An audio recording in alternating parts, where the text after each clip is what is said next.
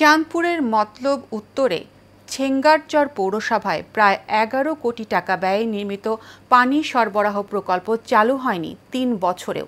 এতে ভোগান্তিতে পড়েছেন পৌর এলাকার হাজারো মানুষ। স্থানীয়রা বলছেন, কর্তৃপক্ষের অবহেলায় প্রকল্পের কাজ শেষ হলেও মিলছে না সুফল। প্রতিনিধি সুমন আহমেদের তথ্যচিত্রে বিস্তারিত জানাচ্ছেন শেখ ফাহিম। ২০১৯-২০ অর্থবছরে স্থানীয় সরকার ও জনস্বাস্থ্য প্রকৌশল অধিদপ্তরের উদ্যোগে শুরু হয় মতলব উত্তর পৌরসভার পানি সরবরাহ ও স্যানিটেশন উন্নয়ন প্রকল্প। ২০২২ সালের শুরুতেই কাজ শেষ হয়, কিন্তু আজও পৌরবাসী সেই প্রকল্পের পানি পাচ্ছেন না।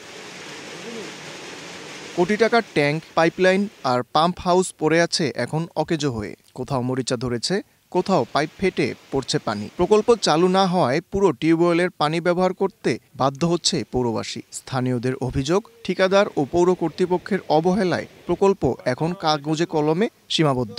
বিভিন্ন জায়গায় লিক হয়ে পানি করতেছে। আমি যখন দাঁড়াচ্ছি, এটা পানির লিক বা চলাচল সমস্যা হইতেছে। আমরা চাই পৌরবাসী প্রত্যেকটা নাগরিক যেন খাওয়ার পানি পায়, বিশুদ্ধ পানি পায়। পানির সুবিধার আপনার ৩% মানুষের ভিতরে যারা এই পানিগুলা ব্যবহার করছে, পানিগুলা অত্যন্ত ময়লা এবং পানিতে আপনার শ্যাওলাযুক্ত পানি আমরা ব্যবহার করছি। এই পানি খেলে আমার মনে হয় এই মানুষের শরীরে রোগের বাসা বাঁধবে। সাপ্লাইয়ের পানি যে লাইন দিচ্ছে, এই পানির লাইনের পানি আপনার একদিন আসলে 10 দিন আসে না, 10 দিন আসলে সকালে আসলে বিকালে আসে না, বিকালে এলে সকালে আসে না।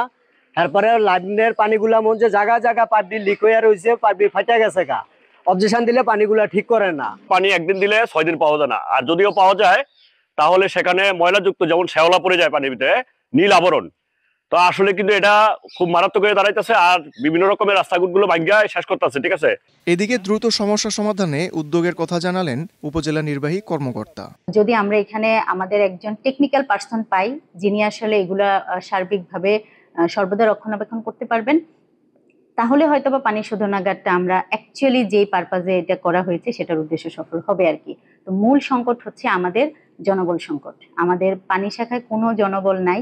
ইতিমধ্যে আমরা ঊর্ধ্বতন কর্তৃপক্ষের সাথে যোগাযোগ করেছি এবং আমরা আশা করছি যে কোনো টেকনিক্যাল পার্সন পেলে আমরা হয়তো সমস্যা অনেকটাই সমাধান করতে পারবো। প্রকল্পটি চালু হলে সরকারি অর্থ অপচয় রোধের পাশাপাশি লাঘব হবে মানুষের দুর্ভোগ, এমনটাই প্রত্যাশা পৌরবাসীর। Sheikh Fahim, Asian television.